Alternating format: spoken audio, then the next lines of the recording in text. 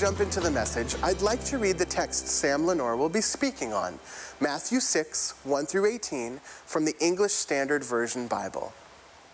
Beware of practicing your righteousness before other people in order to be seen by them, for then you will have no reward from your Father who is in heaven.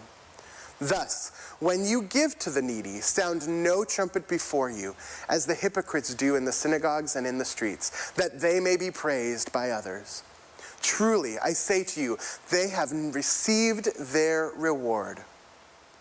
But when you give to the needy, do not let your left hand know what your right hand is doing, so that your giving may be in secret. And your Father who sees in secret will reward you. And when you pray, you must not be like the hypocrites, for they love to stand and pray in the synagogues and at the street corners, that they may be seen by others. Truly, I say to you that they have received their reward. But when you pray, go into your room and shut the door and pray to your Father who is in secret. And your Father who sees you in secret will reward you. And when you pray, do not heap up empty phrases as the Gentiles do, for they think that they will be heard for their many words. Do not be like them, for your Father knows what you need before you ask him. Pray then like this: Our Father in heaven, hallowed be your name. Your kingdom come, your will be done on earth as it is in heaven. Give us this day our daily bread, and forgive us our debts, as we also have forgiven our debtors.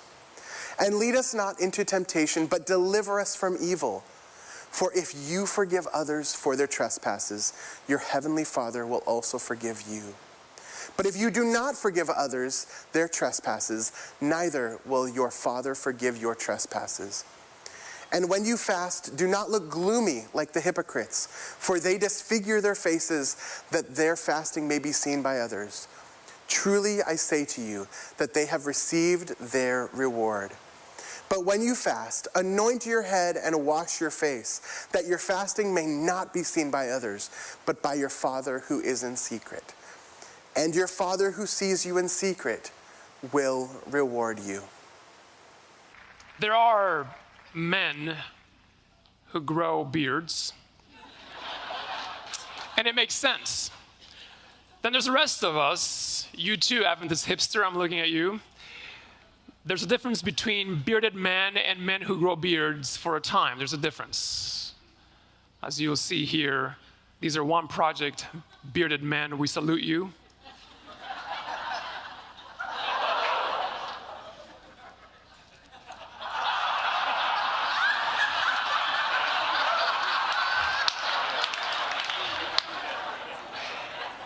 And for those who cannot produce enough testosterone for beard, we have Photoshop.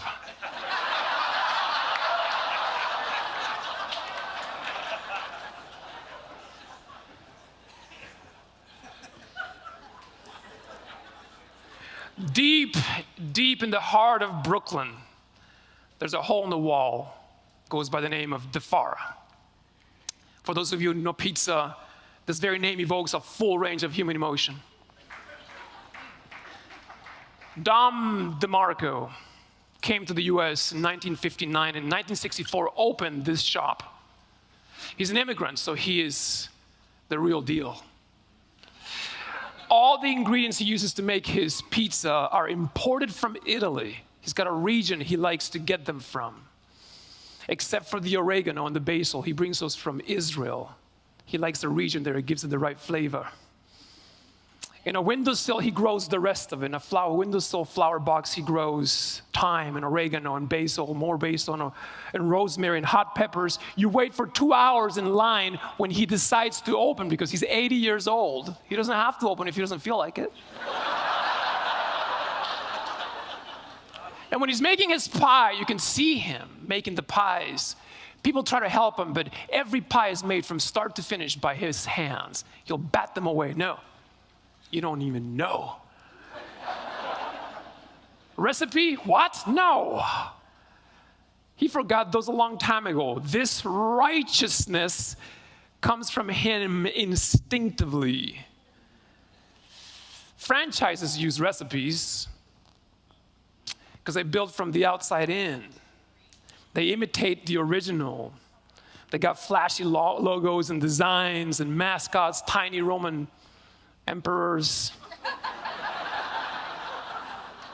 And since we're really near taco land here, the world of taco, let's just be real about this. If you're selling tacos, you don't have to come up with anything else. Like, this is a new enchilada burrito de la Supreme, hold the meat at beans. What is that? When your pie is ready, Dom lovingly clips fresh basil onto it and smiles as the leaves float slowly to the surface. And then before he hands you it, he looks at you in the eye, just scanning you to make sure you're worthy of it, and you're not.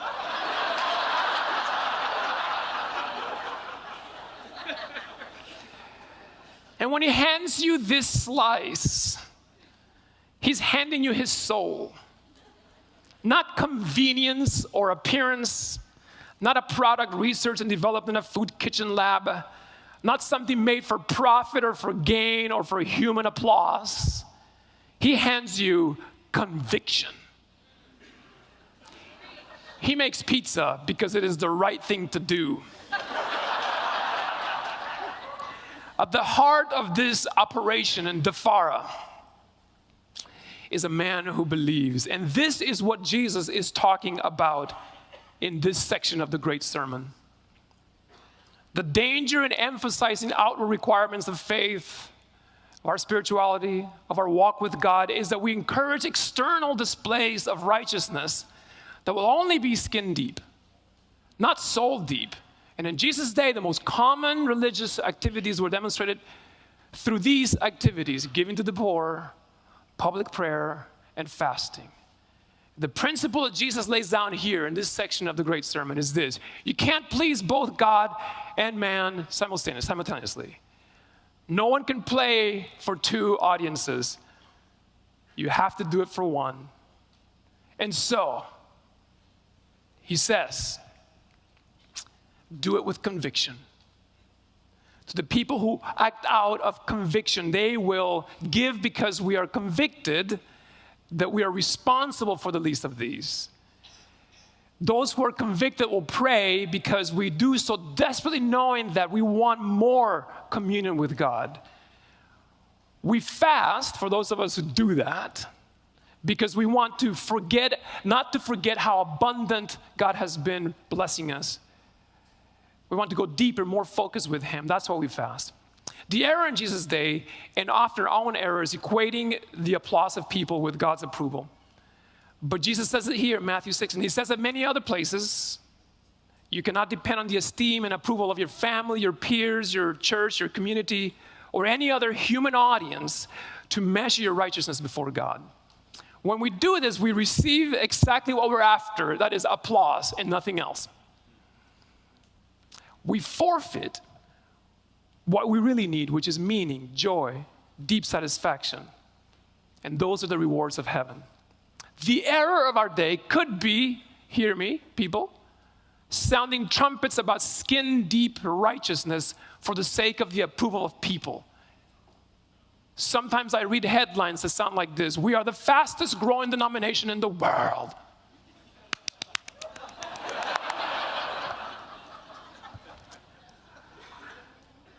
But there are places where the church is dying. And also, are we growing in our love for Jesus? We operate the largest or the second largest school system in the world. But are we making it affordable and available to those who need it the most?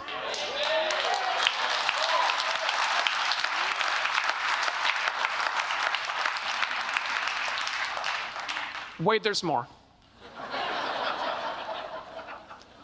Our healthcare systems, are tops in quality and high tech, and we're good.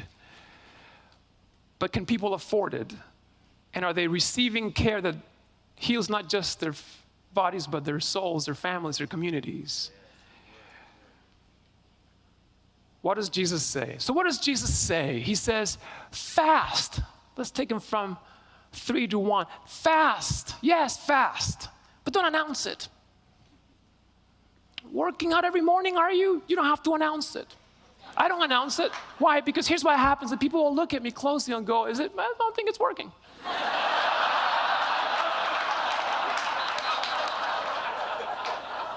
Wouldn't you rather have people go, hey, have you been working out? Yes. Yes, I have.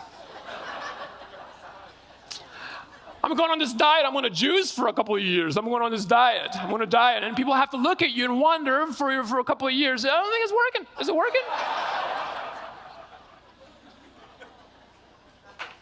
Or would we rather do this? Have someone look at us and go, you look happy, more fulfilled, more focused, more aware, more loving, more generous. Have you been fasting?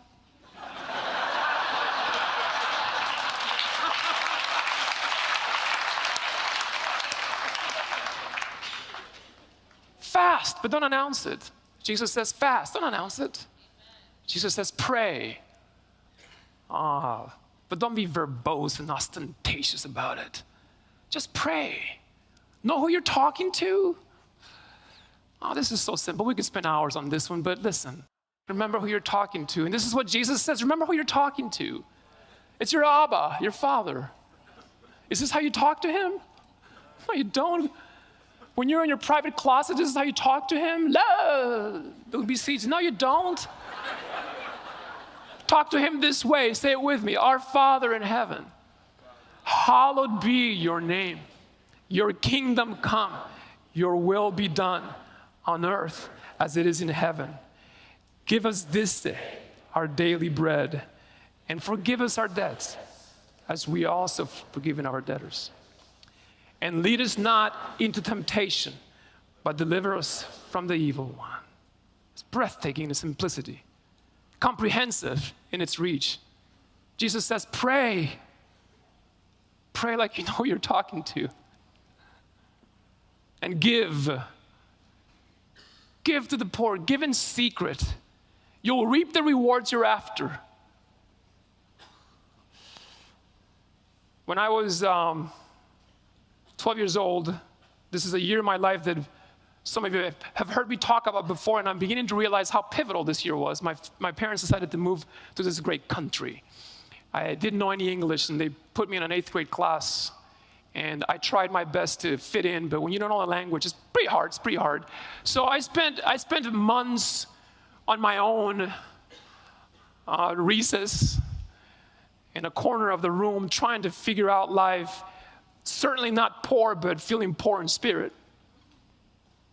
One day, I came to class and found in my desk, in one of the little pockets in our desks, I found a little balsa wood flyer, a little plane. You know what that is? Yes. I took it out and I thought, what is this? Did everyone get one too? So I held mine up, just going, hey, everybody. And everyone looked at my balsa wood flyer, and they're like, well, good for you, man. Good for you. We didn't get one. So I put it back in the pocket, and I thought, well, what's going on here? And after class, I approached Mr. Ben Holsworth, the 8th grade teacher. I went to his desk, and in the best possible Spanish I could say to him, esto no es mío. Esto de alguien apareció en mi escritorio. And he looked at me and he shrugged his shoulders. He went like this.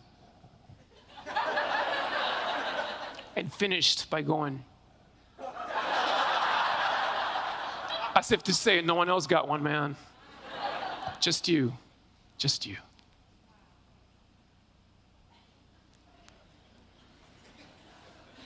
It's pivotal. You have no idea what that does to a 12-year-old. You have no idea. I went home with that little flyer, and it wasn't just a flyer. It was making my soul soar. 2 years ago, I went to Union College, and I found Mr. Ben Holsworth. He teaches there now. I went to him and I said, Mr. Holdsworth, I can't believe it's you. I got to tell you this story. One day when I was in the 8th grade, freshly immigrated, you put a balsa wood flyer in my desk. You remember?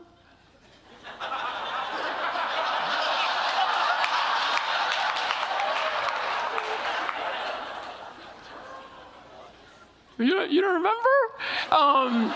Because I do, because it changed my life. I love that plane.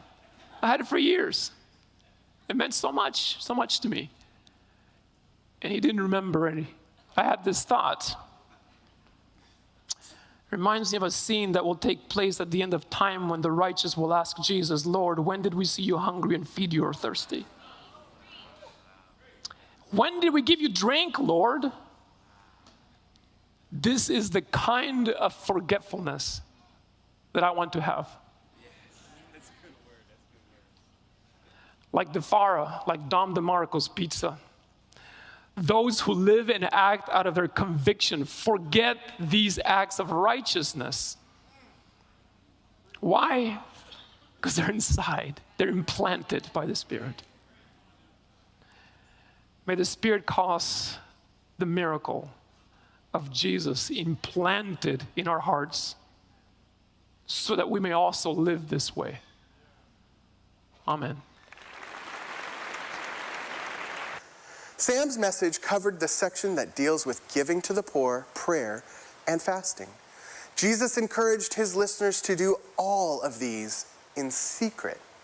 This appeal stood in contrast to the practices of his day. If we were to take Jesus seriously, in what ways are we currently practicing our righteousness in public that need to be done in secret? Sam said that the Lord's Prayer contains 3 renditions of one petition. God be God on earth so that heaven is here also. In what ways do you most need heaven to be manifested on earth today?